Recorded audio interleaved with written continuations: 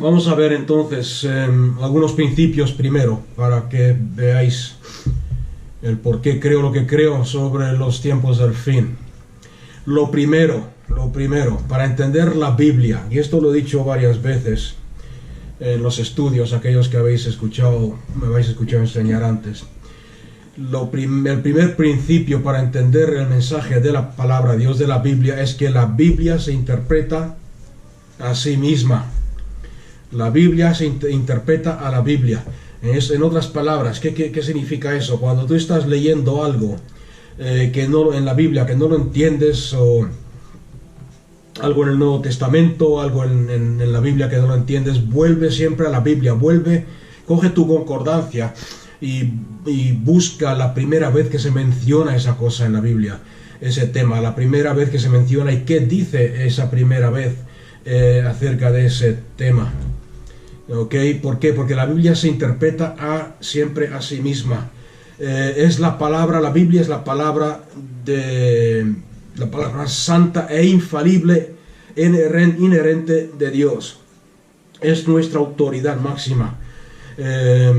Eso quiere decir que no deberíamos, yo sé que hay gente que lo hace, pero no deberíamos buscar autorización o interpretación a la Biblia, para la Biblia, buscar interpretaciones o autorizar la Biblia, no sé si me estoy explicando bien o no, en cualquier fuente fuera de la Biblia. Es por eso que, como he dicho en otras ocasiones, yo trato de no usar o no uso los comentarios escritos por el hombre, aunque sean buenos y aunque los que los escriben sean buenos creyentes, trato de evitarlos. ¿Por qué? Porque desde que empecé a predicar la palabra siempre me he adherido a este principio bíblico. La Escritura interpreta a la Escritura.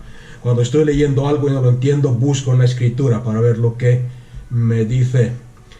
Otro punto importante que tenemos que tener en cuenta al estudiar la Biblia, sobre todo temas difíciles o delicados, difíciles no, olvídase de esa palabra, delicados como este, es que tenemos que tener en cuenta que la Biblia fue escrita, sobre todo el Nuevo Testamento. El Nuevo Testamento fue escrito en el primer siglo,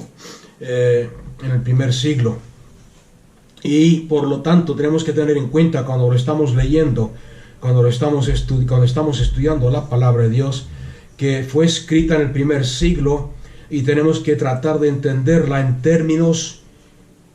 en los mismos términos que un lector del primer siglo los entendería. No sé si habéis entendido esa. Por ejemplo, os voy a dar un ejemplo. En la Biblia leemos Juan, por ejemplo, en el Nuevo Testamento, Juan habla de Cristo Jesús y lo llama el Cordero de Dios. La versión que uso yo, que es la textual, incluso es más exagerado el ejemplo, porque no usa cordero, sino que usa el diminutivo. Dice Jesús, el Corderito de Dios. Ahora, tú y yo, que llevamos tiempo en el cristianismo, sabemos lo que significa. Pero si una persona recién convertida, una persona del siglo XXI que lee la Biblia, que no tiene conocimiento y lee esto, dice Jesús el Cordero de Dios, Jesús el Corderito de Dios, lo primero que nos viene a nuestra mente es un animal bonito, un peluche, no sé si me entendéis, suave, bonito, manso. Nosotros de pequeños hemos tenido corderitos en casa, animales bonitos como un peluche. Eso es lo primero que se nos viene a la mente. Estoy dando un ejemplo de cómo la diferencia entre un lector del siglo XXI y del siglo I.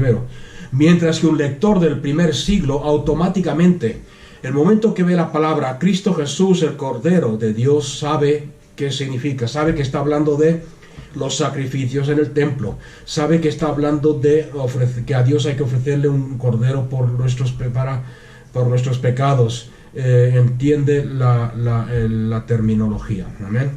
O sea que eso es importante también tomarlo en cuenta cuando estamos estudios sobre el Apocalipsis, estudios sobre muchos de los conceptos del Nuevo Testamento, del nuevo pacto que tenemos en Cristo. O sea que una persona del siglo primero, incluyo si queréis aún más, porque la Biblia dice que el Evangelio, la locura, porque Dios ha visto en bien el presentar a su reino, presentar su amor a través de la locura del Evangelio.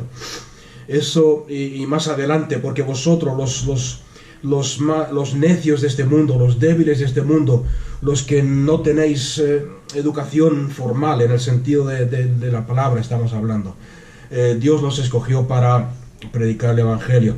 ¿Qué quiere decir esto? Que cualquier persona sencilla, cualquier persona, aunque no estudie años y años y años de teología, debería entender la palabra de Dios. Todos esos conceptos hay que tenerlos en cuenta cuando se estudia el nuevo pacto y sobre todo los tiempos del fin y el Apocalipsis. Entonces tenemos que ver eso también. Otro punto importante, que es la razón del por qué decidí hacer este estudio sobre el tiempo del fin, es porque no sé si os habéis dado cuenta, pero siempre que pasa algo en el mundo, siempre que viene alguna pandemia, siempre que hay algún terremoto en San Francisco, o en Sudamérica, siempre que hay un rumor de guerra como el de ahora con Rusia amenazando con atacar a Ucrania, siempre que pasa algo así a nivel internacional, a nivel catastrófico, ¿a que no sabéis cuál es la enseñanza popular en las iglesias? Que va a venir el Señor. Pues sí lo sabéis. La tribulación, el fin del mundo. O sea que lo que estoy diciendo con eso es que usamos los periódicos, usamos el telediario. No sé si los periódicos se usa todavía o no mucho. Usamos lo que dice el periódico, usamos lo que dice el telediario, usamos las noticias, el noticiero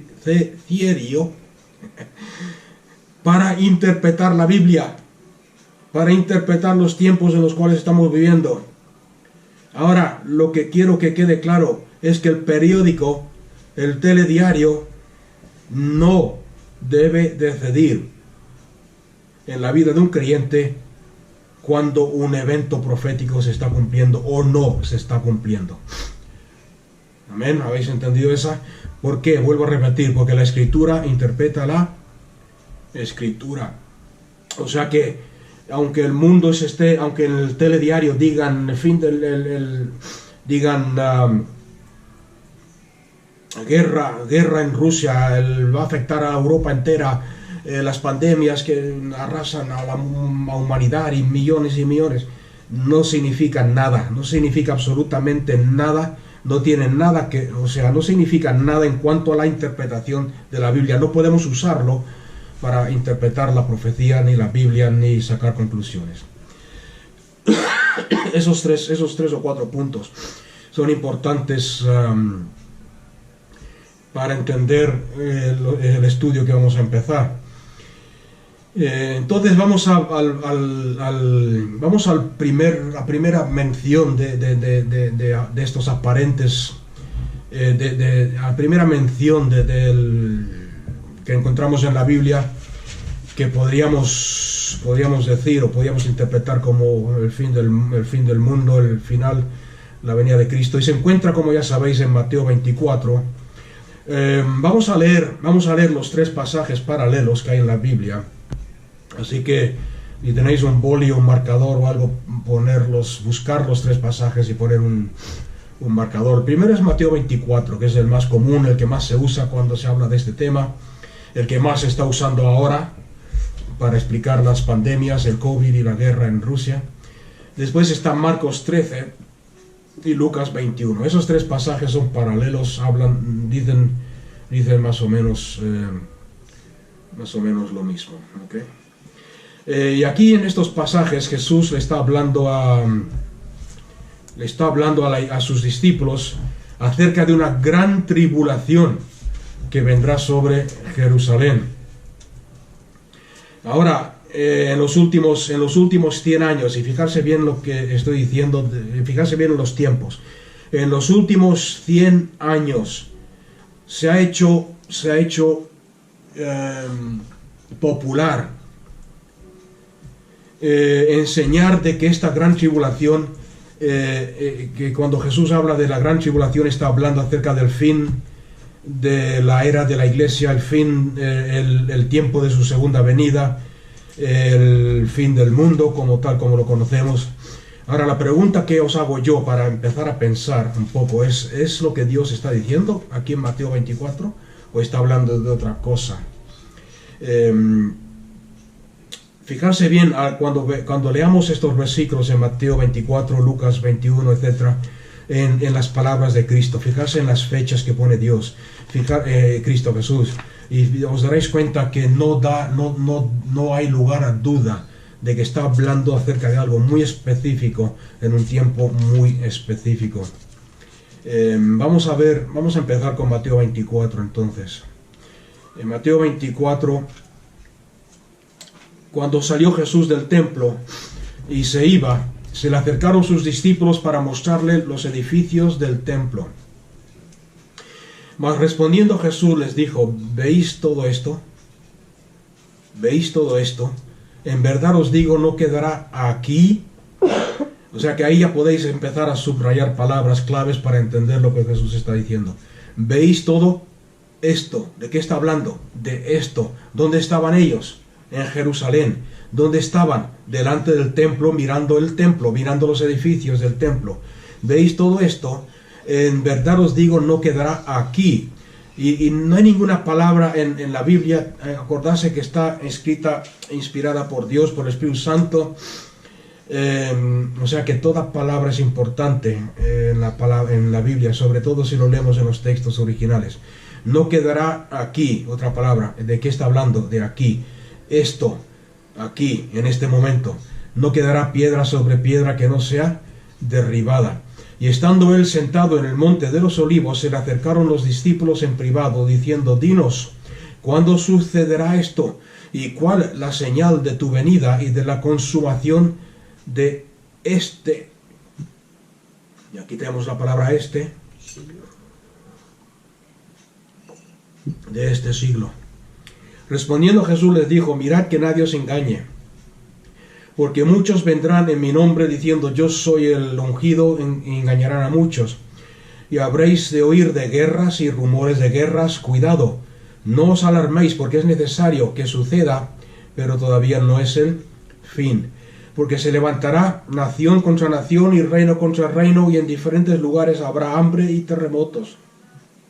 Pero esto es solo el comienzo de dolores. En otra versión dice dolores de parto, ¿ok? No sé. Voy a ver rápidamente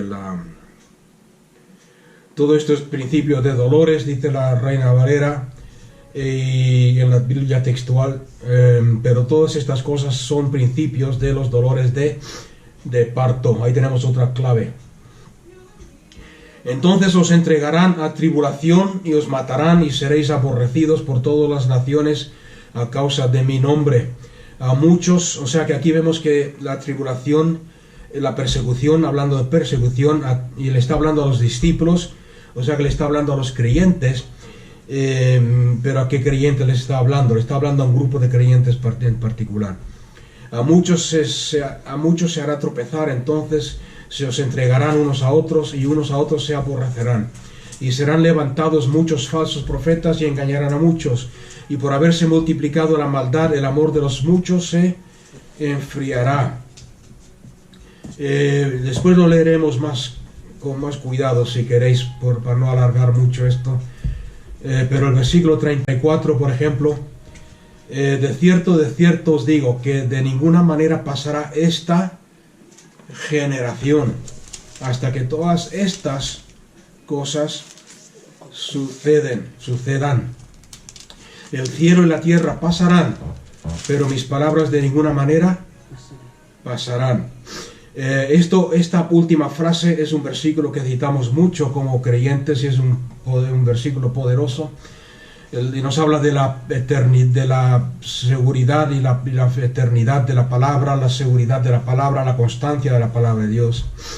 Pero si lo vemos en el texto original, vemos que es como un dicho en judío, que lo que está diciendo literalmente es: el cielo y la tierra podrán pasar antes de que mi palabra no deje de cumplirse.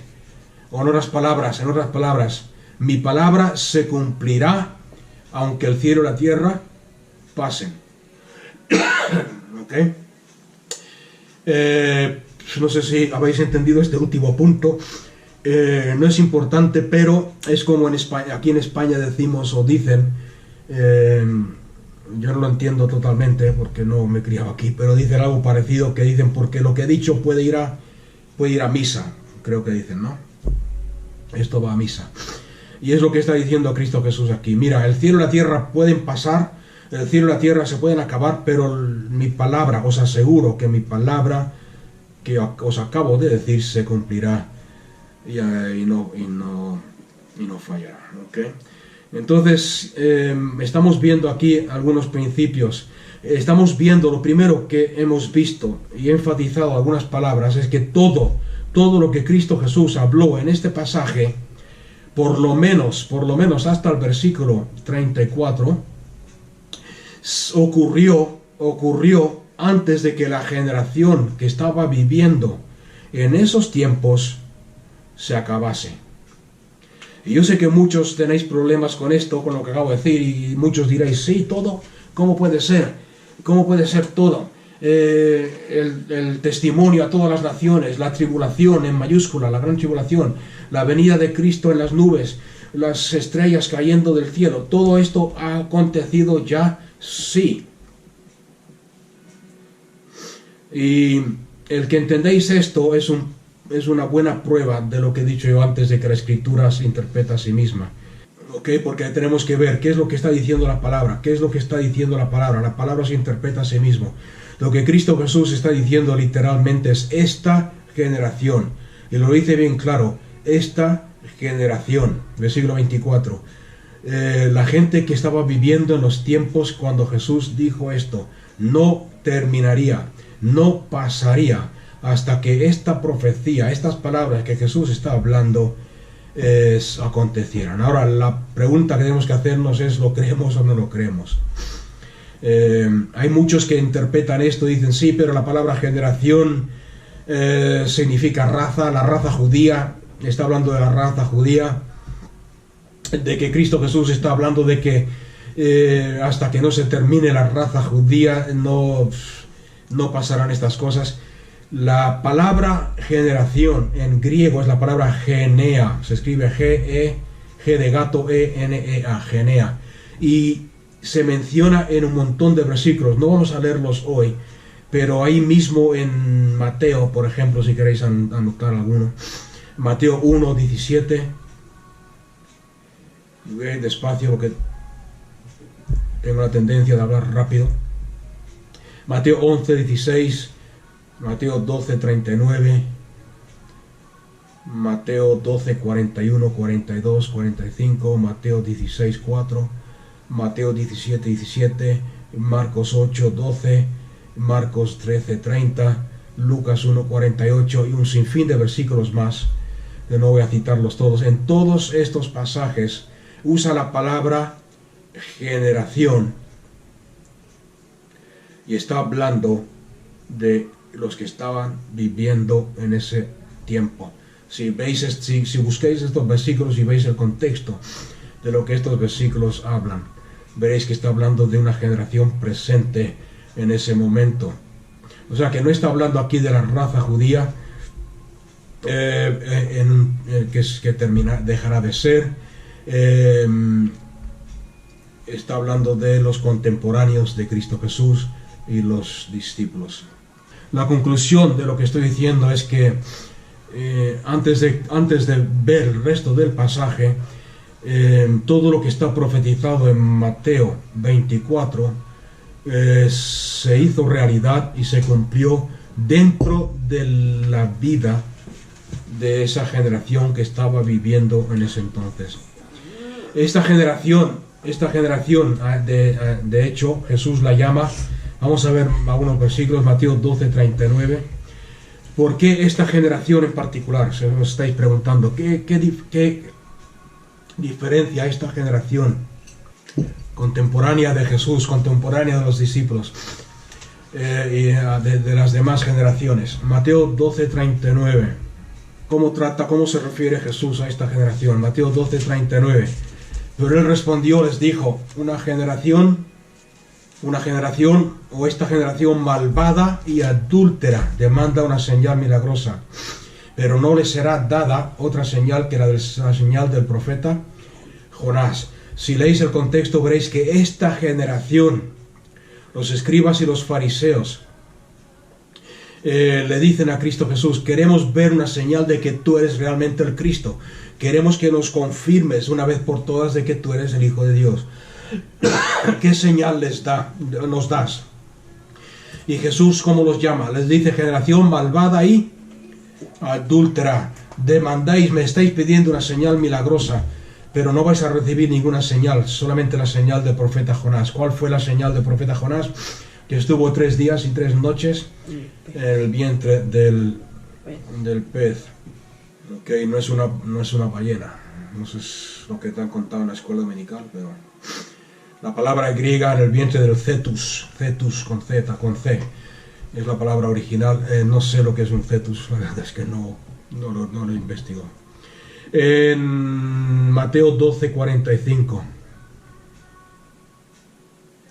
Entonces va y toma consigo otros 7 espíritus peores que él mismo, y habiendo entrado moran allí, y el estado final de aquel hombre llega a ser peor que el primero. Y fijarse bien lo que hace Cristo Jesús. Compara esto con esta generación, esta generación perversa. Mateo 16:4. O sea que, en otras palabras, un hombre que es liberado de una influencia satánica, pero no cambia su forma de vivir, no cambia su forma de pensar, no cambia su forma de hablar, no cambia su forma de comportarse. Dice que el espíritu que ha salido de él va y busca otros 7 peores y habitan en él, y su condición posterior es peor que la primera. Así es esta generación perversa. ¿Por qué? Porque estáis viendo que el Mesías está aquí. Os estoy hablando lo que mi Padre me ha dicho que hable. Os estoy enseñando qué hace mi Padre. Sanó a los enfermos, echó fuera demonios, y aún así, demostrando estas cosas, no querían aceptar de que Jesús era el Mesías. Dice, vuestra condición posterior va a ser o es 7 veces peor que la primera. En Mateo 16:4, es esta, fijarse en esta generación. ¿A quién se está refiriendo? A la generación que estaba hablando con Cristo Jesús. Esta generación perversa y adúltera. Vuelvo a repetir lo mismo que hemos leído antes. Y en Mateo 17:17, respondiendo Jesús dijo, oh generación incrédula y perversa, ¿hasta cuándo estaré con vosotros? ¿Hasta cuándo os soportaré? O sea que vemos que está hablando de una generación en particular, la generación contemporánea de los discípulos, la generación de judíos que vivían en ese tiempo, la generación que vio la manifestación del Hijo de Dios, vio el nacimiento del Cordero de Dios, vio las señales que hacía, vio las sanidades que hacía, vio la palabra que hacía, porque la Biblia dice que muchos se asombraran de él, diciendo con qué autoridad enseña estas cosas. Todo eso lo vivieron y aún así rehusaron aceptarlo. Por eso Jesús los llama generación perversa, generación adúltera, generación incrédula. Esta generación de judíos incrédula, perversa, adúltera, fue la generación que crucificó a Cristo Jesús. A esta generación perversa e incrédula, Jesús les dice en Mateo 23:35, el versículo 34, para que veáis el contexto. Por tanto, he aquí yo os envío profetas y sabios y escribas. De entre ellos mataréis y crucificaréis algunos de entre ellos azotaréis en vuestras sinagogas y perseguiréis de ciudad en ciudad, para que venga sobre vosotros toda la sangre justa que está siendo derramada sobre la tierra, desde la sangre de Abel, el primero que murió por honrar a Dios, el justo, hasta la sangre de Zacarías, a quien matasteis entre el santuario y el altar. Todo esto, todo el castigo por estos profetas, por estos sabios, por estos mensajeros que yo os mandé, con el mensaje de salvación, con el mensaje de que yo soy el Mesías, con el mensaje de que yo soy el Cristo, el Cordero de Dios, todo esto vendrá sobre esta generación, este castigo. Amén, no sé si lo estáis viendo o no. Todo esto vendrá sobre vosotros. El castigo por todos estos profetas. Sigue diciendo en el versículo 37, Jerusalén, Jerusalén, la que matas a los profetas y apedreas a los que le han sido enviados. ¿Cuántas veces quise, y aquí está hablando Dios, Jesús, cuántas veces quise juntar a tus hijos como la gallina junta sus polluelos bajo las alas, y no quisisteis? He aquí vuestra casa os es dejada desolada. O como dice la Biblia de las Américas, he aquí vuestra casa será una desolación. En otras palabras, destruida totalmente. En Mateo 23, entonces, vemos de que Cristo Jesús está estableciendo el porqué, las razones del porqué. Está enseñando lo que enseña Mateo 24. Les está avisando, les está diciendo, viene un juicio sobre Israel por rechazar la palabra de Dios. Viene un juicio sobre Israel por rechazar a sus profetas. Viene un juicio sobre Israel por rechazar al Hijo de Dios. Los discípulos entendieron lo que Jesús estaba diciendo. Por eso se preocupan y le preguntan, Señor, Señor, ¿cuándo? Y quiero que os fijáis, porque Jesús no está hablando acerca de algo que va a acontecer en 1000 años más. Cristo Jesús no está hablando acerca de algo que va a acontecer en el futuro. Cristo Jesús no le está diciendo, no os preocupéis, discípulos, porque esto no va a acontecer hasta el año 2022. Les está hablando de estas cosas. ¿Cuándo acontecerán? Mateo 24, versículo 3. ¿Cuándo acontecerán estas cosas? Y Jesús les dice, no quedará piedra sobre piedra. Aquí está hablando del templo físico. Piedra sobre piedra. Vamos a ver un poco los versículos paralelos que os he comentado antes. Marcos 13, del 1 al 2. Marcos 13, del 1 al 3, del 1 al 2. Y saliendo él del templo, le dice uno de sus discípulos, Maestro, mira, qué piedras y qué edificios. Y Jesús le dijo, ¿ves estas grandes edificaciones?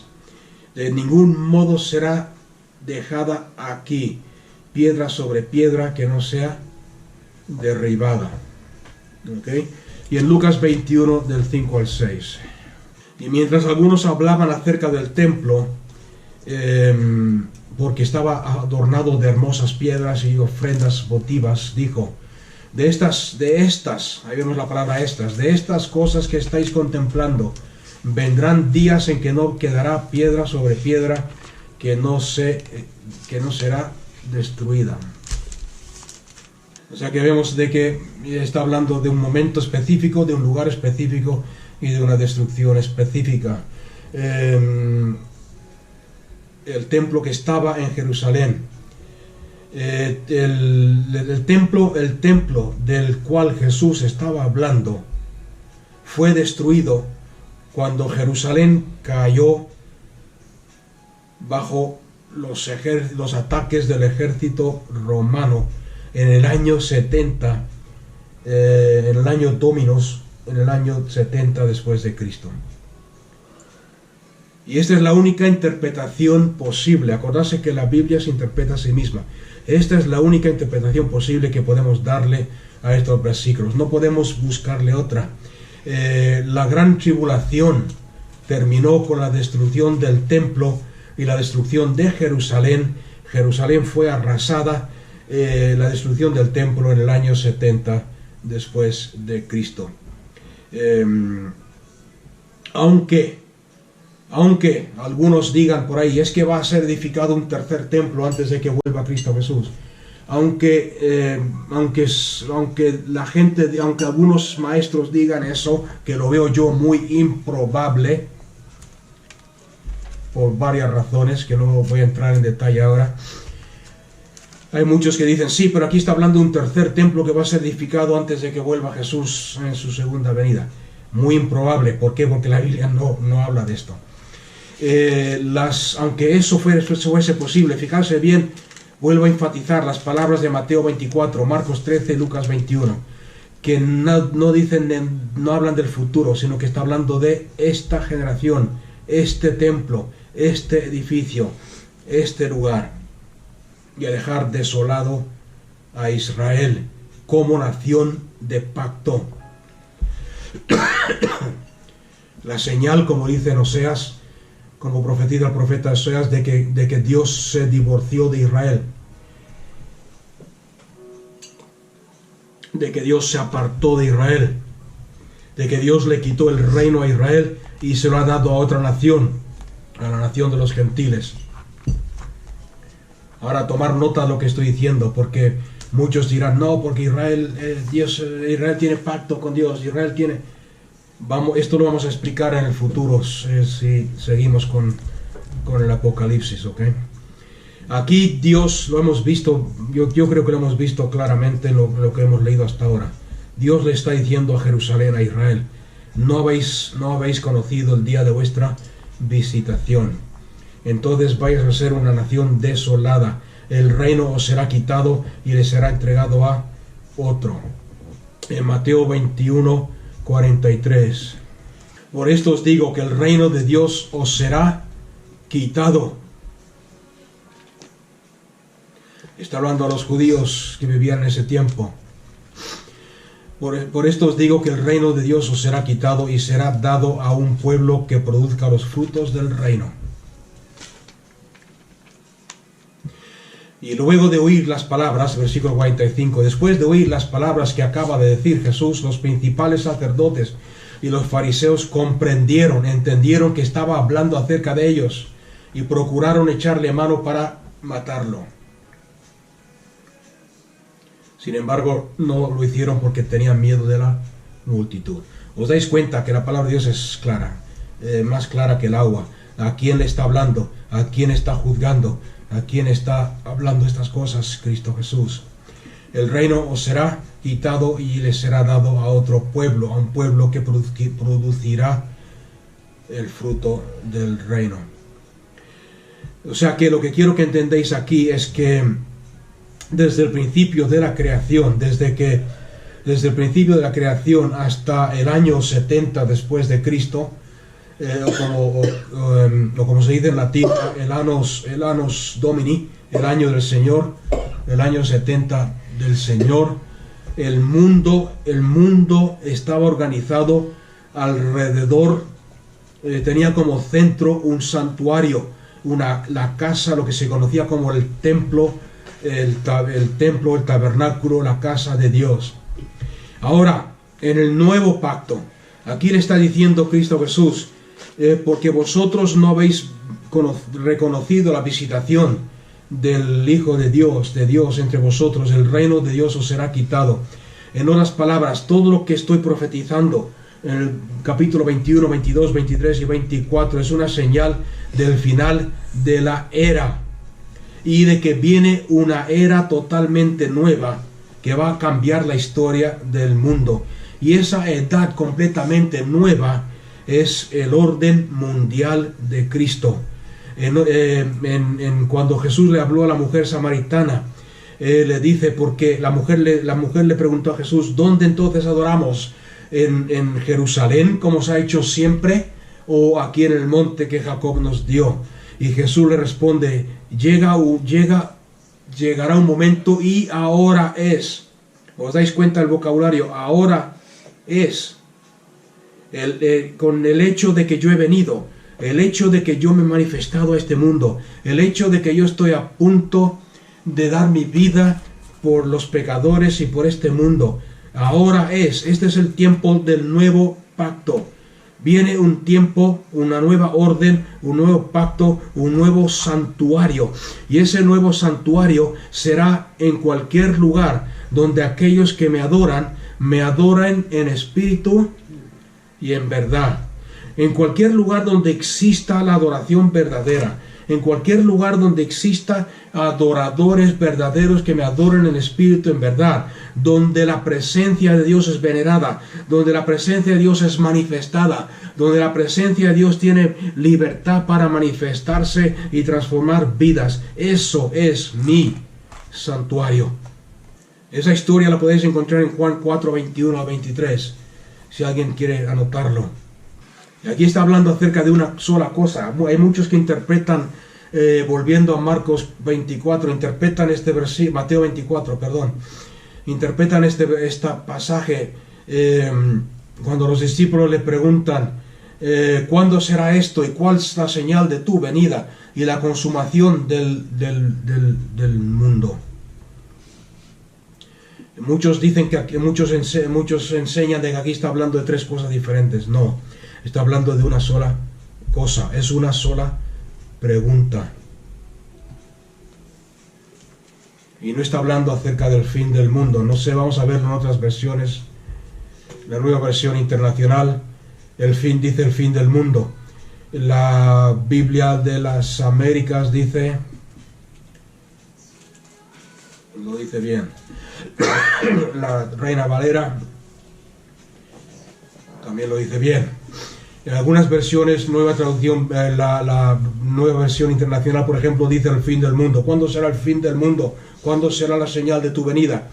El fin del mundo. La palabra que está usando aquí Cristo Jesús no es el fin del mundo. La palabra mundo en griego es la palabra cosmos. Y aquí en griego no usa la palabra cosmos, usa la palabra aion. Se escribe aion. A-I-O-N, que si se pronuncia eón, que quiere decir era o siglo. O sea que la pregunta de los discípulos era, hoy es, ¿cuándo será el fin de esta era presente? ¿Cuándo será el fin de esta era presente, el fin de la era judía, del judaísmo, y el comienzo de la nueva era profetizada por los profetas? ¿Cuándo será? ¿Qué señales tenemos que esperar? Y Jesús les da 7 señales. Y acordarse, vuelvo a repetir, no está hablando del fin del mundo, sino que está hablando del fin de una era, de un tiempo. El fin del templo, el fin del sistema sacrificial, de los sacrificios, el fin del pacto con la tierra, con el pueblo de Israel, el fin de los sacrificios y de las leyes y del judaísmo. Okay, yo sé que esto suena difícil porque por algunas enseñanzas que se han hecho populares en algunos círculos, pero es lo que está diciendo aquí. Yo creo que esto estamos viendo claramente. ¿Cuándo será el fin de esta era? Y vamos a ver las 7 señales. Y fijarse bien en Mateo 24, 8. Pero todo esto es solo el comienzo de dolores de parto. Acontecerán estas 7 señales, pero es el comienzo de dolores de parto. Y aquí solamente con este aviso, con dolores de parto. ¿Qué entendéis las mujeres cuando dice el comienzo de dolores de parto? ¿Significa que todo es acabado? ¿Significa que se ha terminado el mundo? ¿Está hablando del fin de todo? Es muy posible que cuando una mujer empieza los dolores de parto se estén terminando los días de paz y de tranquilidad y de dormir toda la noche entera. Pero no se está refiriendo a eso. Cuando empiezan los dolores de parto, ¿qué ocurre? Nacimiento. Algo nuevo está a punto de ocurrir. Algo nuevo está a punto de dar a luz. Algo nuevo está a punto de nacer. Son comienzos de dolores de parto, no comienzos de dolores del fin. ¿Ok? Y entonces vemos que es un principio de eventos que marcarán el periodo, el tiempo entre la resurrección de Cristo y la destrucción del templo en el año 70. Vamos a ver estos señales. La primera, en el versículo 5, nos dice, porque muchos vendrán en mi nombre, en otras palabras, diciendo yo soy el Mesías. Habrán falsos Mesías, y engañarán a muchos. Si leéis los libros de historia, y no estoy, como he dicho al principio, la Biblia se interpreta a sí misma, no usamos libros exteriores ajenos a la Biblia para interpretar la Biblia, pero sí podemos confirmar la verdad de lo que estamos viendo aquí. Josefo, por ejemplo, que fue un historiador, yo os recomiendo que buscáis los escritos de Josefo. Yo los tengo en inglés, pero creo que están en español si los buscáis en el internet. Sobre todo porque él escribió varios tomos, 6 o 7 parece, pero uno de ellos que se llama La Guerra de los Judíos. Es interesante porque hablas de todo este tema.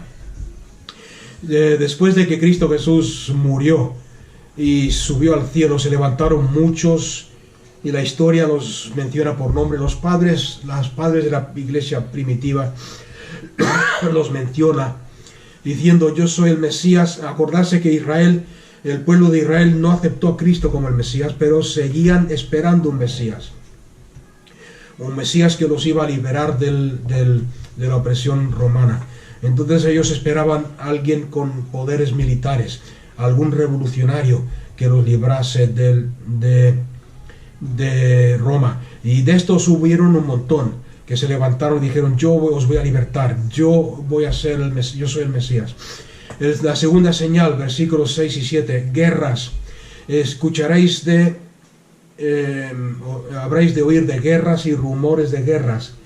Y les avisa, les dice, cuidado, no os alarméis por estas cosas, no dejar que el temor se apodere de vosotros, porque es necesario que todo esto suceda, pero no es el fin de esta era. Nación se levantará contra nación. La palabra nación es la palabra griega etnia contra etnia, reino contra reino, tribu contra tribu, y también lo vemos acontecer en los tiempos de la destrucción. Por ejemplo, para que entendáis esto, según los escritos de Josefo en su libro llamado La Guerra de los Judíos, en Jerusalén habían por lo menos 4 o 5 sectas diferentes de judíos, y eran estas sectas o estos grupos de judíos que se peleaban entre ellos mismos, se mataban entre ellos mismos, se entregaban el uno al otro. Aparte de los judíos normales, entre comillas, que perseguían a los cristianos, le tenían odio a los seguidores de Cristo y mataban a los cristianos, los entregaban a los romanos para que los matasen, ellos mismos los mataban. Habían sectas entre ellos mismos, grupos entre ellos mismos que se destruían el uno al otro.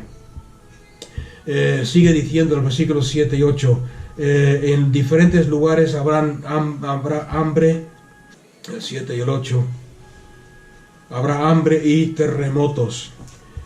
También son cosas que acontecen y acontecieron en los tiempos de Jesús. Vamos a verlo un poco más adelante si nos da tiempo, en este mismo capítulo. Cualquiera de estas señales hubiese hecho pensar a los cristianos, y estamos hablando ahora de los discípulos, de los judíos cristianos, de que el fin de esa era estaba acercándose. Si Jesús nos hubiese avisado, nos hubiese dicho tened cuidado porque no son señales, no es el fin. Seguimos porque hay dos que caracterizan este tiempo de una forma más específica. En el versículo 9, entonces os entregarán. ¿A quién entregarán? Os entregarán, voy a verlo aquí en esta versión, versículo 9, os entregarán a tribulación y os matarán, y así seréis aborrecidos por todas las naciones a causa de mi nombre. En otras palabras, persecución de los cristianos por los judíos, persecución de los cristianos por los romanos, persecución de los cristianos por Nero. Otra señal es la apostasía. El amor de muchos se enfriará y la maldad aumentará, la apostasía. Muchos, y está hablando de los cristianos otra vez, muchos se apartarán de la fe por causa de esta persecución, por causa de la tribulación, por causa de que muchos serán entregados a la muerte y morirán. Muchos profetas falsos se levantarán y engañarán a muchos. Aumentará la mentira, aumentará la falta de respeto a la ley, y el amor de muchos se enfriará. Aquí está hablando de los creyentes. Si queréis confirmación de esto, podéis leer las cartas de Gálatas, por ejemplo, la carta de los Hebreos, por ejemplo. La carta de los Hebreos y la carta de los Gálatas está escrita. Acordarse que todo esto fue escrito, todo el Nuevo Testamento fue escrito antes de la destrucción del templo en el año 70 después de Cristo. La carta a los Gálatas, ¿quién os ha engañado? ¿Quién ha venido con otro evangelio? ¿Quién os ha predicado que hay salvación en las obras y en la ley? ¿Quién os ha dicho que tenéis que volver a la ley? ¿Me entendéis o no? Hebreos, la carta a los Hebreos. ¿Quién son los hebreos? Los judíos cristianos. El que permanece hasta el fin, este será salvo. No endurezcáis vuestro corazón como lo hicieron los judíos cuando Dios les prometió la tierra prometida. No entraron por causa de su incredulidad. No os apartéis en medio de la persecución, porque una vez que habéis gustado, le está hablando a judíos cristianos, una vez que habéis gustado la gloria del cielo, la salvación y todas estas cosas, las promesas de Dios, la relación con Dios, la relación con el Espíritu Santo, y decidís volver atrás porque la persecución es demasiado fuerte, porque no aguantáis la persecución, porque tenéis miedo a la persecución, no hay más sacrificio para aquellos que se vuelven atrás. ¿Lo estáis entendiendo? Le está avisando la apostasía. Muchos se apartaron de Dios, muchos se apartaron de Cristo Jesús. El mismo apóstol Pablo habla de 3 o 4 líderes en la Biblia, en la palabra, en las iglesias de Éfeso, de Corintios, de Filipenses, a los filipenses que se apartaron de Dios.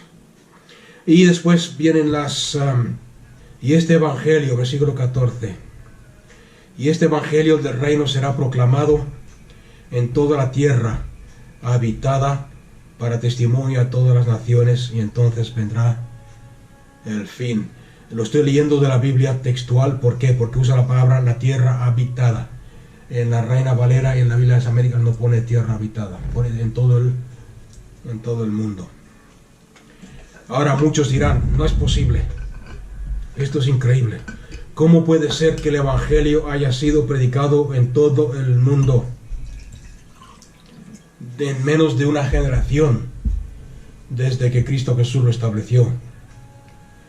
Y la Biblia se interpreta a sí misma, vuelvo a repetir, porque no solamente es verdad, sino que la Biblia lo confirma. Vamos a leer algunos versículos, algunos pocos de muchos. Colosenses 1.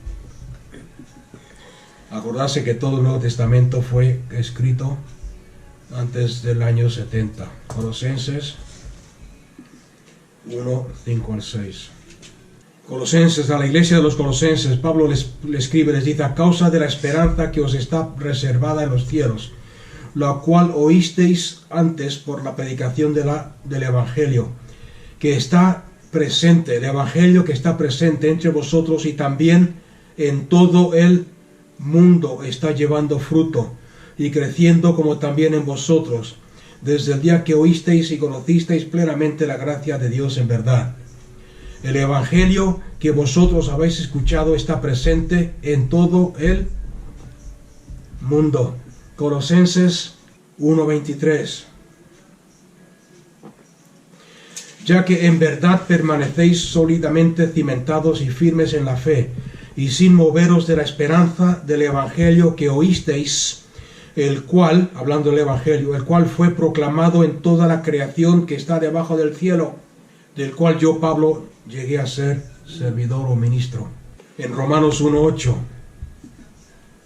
Pablo le habla a la iglesia de los romanos. Primeramente doy gracias a mi Dios por medio de Jesucristo por todos vosotros, por cuanto vuestra fe es proclamada en todo el mundo. ¿Cuál es la fe? ¿De qué fe está hablando aquí?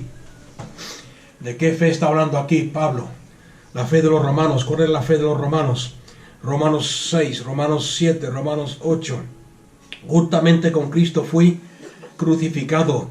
Me identifico con Cristo en su bautismo, y de la misma forma que Él fue muerto y sepultado, y Él resucitó, yo fui sepultado en el bautismo y resucité en Cristo, y estoy sentado con Cristo.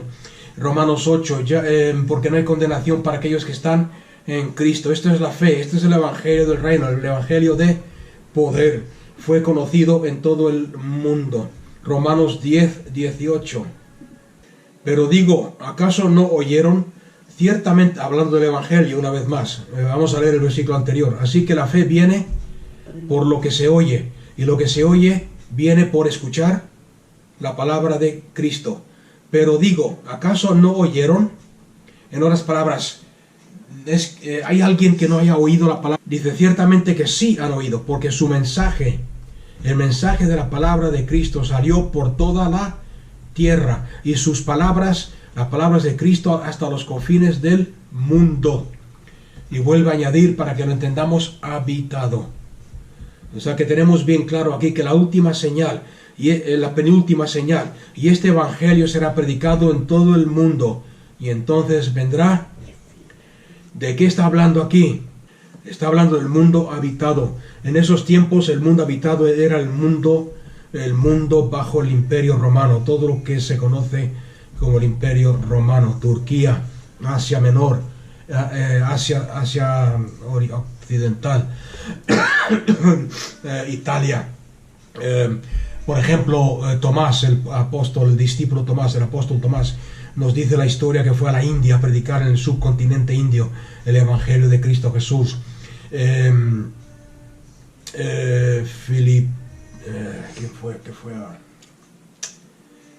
Pablo y Santiago vinieron a España, que es un extremo, de un extremo del imperio hasta el otro extremo, hasta la India. Podéis ver diferentes ejemplos de diferentes discípulos en la India, en España, en el extremo del norte, en el norte de Finlandia, Dinamarca. El evangelio fue predicado por diferentes creyentes que durante la persecución salieron, y después de que Cristo subió al cielo, los mismos apóstoles fueron a diferentes países a predicar. El imperio, lo que se conoce como el mundo habitado. Hoy en día, no quiere decir que hoy en día no tengamos ninguna responsabilidad. Sí, hoy en día el mundo en el cual estamos viviendo, el mundo habitado, hoy en día es mucho más amplio, mucho más grande, y somos responsables, como los discípulos de la iglesia primera, de predicar este evangelio. Después del versículo 15 al 18, Mateo 24, 15 al 18. Por tanto, cuando veáis la abominación de la desolación es la última señal. Cuando veáis la abominación de la desolación que fue dicha por el profeta Daniel, esto se encuentra en Daniel 9, 26 al 27, puesta en el lugar santo, en el templo, entonces los que estén en Judea huyan a los montes. Otra vez más vemos una confirmación, le está hablando a los creyentes. ¿En dónde? En Murcia. Dice a los que estén en Murcia huyan a los montes, o a los que estén en Judea. Los que estén en Judea huyan a los montes. El de la azotea no baje a tomar lo de su casa. El que está en el campo no regrese a tomar su capa. Mas hay de los que estén en cinta y de los que estén amamantando en aquellos días. Orad por tanto para que vuestra vida no sea en invierno ni en sábado, en el día de reposo. ¿Quién guardaba el día de reposo? ¿Quién guardaba el sábado?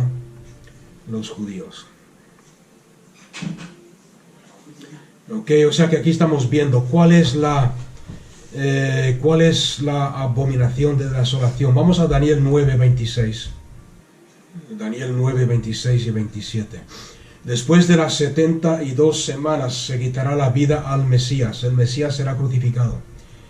Y el pueblo de un príncipe que ha de venir destruirá la ciudad, Jerusalén, y el santuario, el templo. Y el pueblo después de que muera el Mesías, y el pueblo de un príncipe que ha de venir destruirá la ciudad y el santuario, pero su fin, el fin de la ciudad, será como una inundación, y hasta el fin de la guerra ha sido decretado asolamiento. Y por una semana confirmará el pacto con muchos, y la mitad de la semana hará cesar el sacrificio y la ofrenda. Después, con la muchedumbre de las abominaciones, vendrá el desolador hasta que venga la consumación, y lo que está determinado se derrame sobre el desolador. O sea que, ¿de qué está hablando aquí el profeta Daniel? Esto acontecerá. ¿Cuándo acontecerá? Después de la muerte del Mesías. El templo y la ciudad santa serán destruidos. La palabra abominación en el griego es la palabra ídolos, suciedad, inmundicia, prácticas idólatras. Es lo que la palabra griega que nosotros traducimos como abominación. En Lucas 21, vamos a ver Lucas 21, el pasaje paralelo que dice acerca de esto, para que entendamos mejor qué es la abominación de desolación. Lucas 21:20. Y cuando veáis a Jerusalén rodeada de ejércitos, sabed entonces que su destrucción ha llegado. Entonces los que estén en Judea huyan a los montes, y los que estén en medio de ella, de la ciudad, salgan de la ciudad, y los que estén en los campos no entren en ella, porque estos días son días de retribución. Retribución, ¿os suena de algo? ¿Os acordáis lo que hemos leído al principio? Para que se cumplan todas las cosas que han sido escritas. Retribución contra aquellos, la sangre desde los días de Abel hasta los días del último, de la A a la Z, de Abel, que empieza con A, hasta Zacarías, que empieza con Z, de la A a la B, todos los profetas, todos los mensajeros que os envié, el mismo Cristo Jesús que os envié. Hebreos empieza diciendo, porque antes Dios nos habló a través de los profetas, mas en estos días, los días de persecución, los días de los judíos, los días de los cuales estamos hablando, Dios nos ha hablado en Hijo. La sangre de todos esos profetas que os anunciaron el Mesías, que nos anunciaron el Evangelio del Reino, y no lo aceptasteis, caerá sobre vosotros. Por eso son días de retribución. Amén. ¿Qué nos dicen los libros de historia acerca de esta retribución? Vuelvo a citar al escritor, al historiador Josefo, la guerra de los judíos.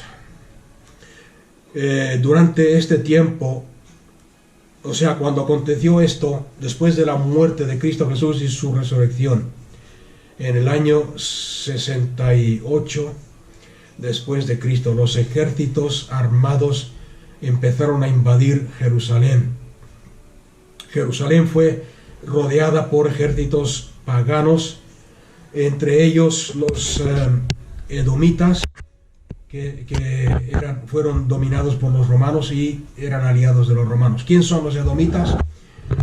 No sé si os acordáis que Rebeca tuvo dos hijos, ¿no? Uno se llamaba Jacob y el otro Esaú. Jacob se convirtió en Israel. Esaú fue el padre de los edomitas. Desde que Jacob engañó a su hermano Esaú, y le robó la primogenitura. Ha habido conflictos y rencor entre los edomitas descendientes de Esaú y los descendientes de Jacob. A tal punto nos dice la Biblia en Éxodo y también los profetas en el Nuevo Testamento que cuando los israelitas salieron de Egipto y iban de camino a la tierra prometida, cruzando por el desierto, pasaron por las puertas del pueblo edomita. Pasaron por sus puertas y les pidieron agua y alimento porque no tenían agua ni comida. Y los descendientes de Saúl le dijeron: no, iros de aquí, no queremos saber nada con vosotros. O sea que son estos los aliados de Roma, los ejércitos romanos, los ejércitos edomitas dominados por Roma, los que sitiaron a Jerusalén.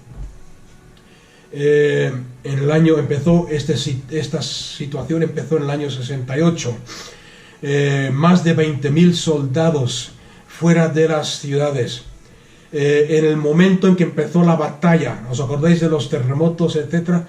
En el momento en que empezó la batalla, una tormenta como jamás se había visto en la historia se desató durante la noche, con tanta violencia y con vientos tan fuertes y con lluvias tan poderosas e intensas y con relámpagos y truenos, que era imposible hablar o pensar o mantener o dormir o descansar. Eran una señal de lo que estaba a punto de acontecer. Hubo un gran terremoto que sacudió toda la tierra de Israel, anunciando las calamidades que estaban a punto de acontecer. Después de estos años, del 68 al 70, 2 años de sitio, de ser sitiados por los enemigos, la palabra de Dios nos dice que entraron los ejércitos a Jerusalén, rompieron las murallas, entraron a Jerusalén, y lo primero que hicieron, que fueron directamente al templo, y ahí en el templo, según el historiador Josefo, mataron a más de 8.500 judíos, cortándole el cuello, de tal forma que el templo y la ciudad se llenó de sangre, y la sangre de estas personas llegó hasta la mitad de las ruedas de los carros. ¿Os suena de algo todo esto? Le cortaron la vena yugular. Y después de matar a estos 8.500 en el templo, entraron por todas las calles de la ciudad, robando, matando, asesinando, violando a todos, incluyendo a los sacerdotes. Y no solamente esto, no solamente los enemigos que estaban fuera. Acordarse que dije antes que dentro habían diferentes grupos de judíos. Se mataban entre ellos mismos. Había uno que les dijo, el falso Mesías, acordarse de los falsos Mesías, uno que le dijo al pueblo, tenían un montón de comida guardada en la ciudad. Jerusalén era próspera, tenían alimentos, tenían trigo, tenían de todo. Fueron sitiados. El Mesías falso le dijo al pueblo: quemad todos los alimentos, destruidlos, porque no queremos que si entran los enemigos se lleven lo que es nuestro.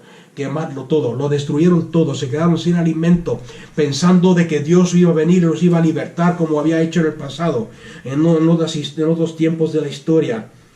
Dios nos va a venir a libertar. Yo hablo en nombre de Dios, yo soy el Mesías, el libertador, decían estos falsos Mesías. No vamos a estar aquí mucho tiempo. Quemar los alimentos para que no se los lleven nuestros enemigos.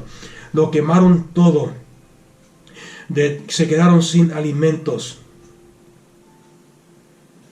De tal forma, y no os recomiendo que leáis los escritos de Josefo si sois sensibles, porque nos dice Josefo, se quedaron sin hambre. Había un hambre tan grande en Jerusalén, dentro de las murallas, que se mataban el uno al otro. La tierra entera, Jerusalén entera, estaba llena de cuerpos muertos, de sangre por todos lados, cuerpos en las calles, cuerpos hinchándose por causa del calor en las fuentes de agua, y había tanta hambre que las madres Y todo eso está profetizado en Deuteronomio 28. Las madres mataban a sus propios hijos para comérselos. Los ríos y los lagos se convirtieron en sangre por la cantidad de sangre que había.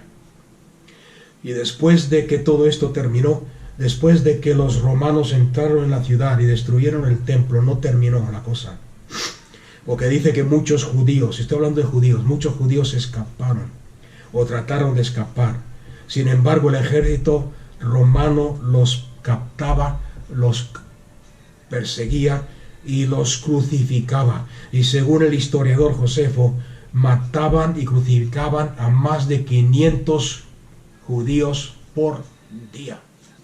Mateo 27, 22 al 25. Más de 500 judíos que trataban de escapar de toda esta matanza fueron crucificados por los romanos. Mateo 27, 22. Mateo 27, 22. Pilato les dijo a los judíos: ¿qué pues haré con Jesús, el que es llamado Cristo el Mesías? ¿Y qué dijeron ellos? Crucificadle, que sea crucificado, que sea crucificado. Y él dijo: pues qué mal ha hecho. Pero ellos gritaban aún más fuerte: que sea crucificado. Viendo Pilato que nada se lograba, sino que más bien se estaba formando un alboroto, tomó agua y se lavó las manos delante del gentío, diciendo: inocente soy de la sangre de éste. Allá vosotros, haced vosotros lo que queréis. Y todo el pueblo, fijaste en las palabras, y todo el pueblo respondió y dijo: su sangre sea sobre nosotros y sobre nuestros hijos.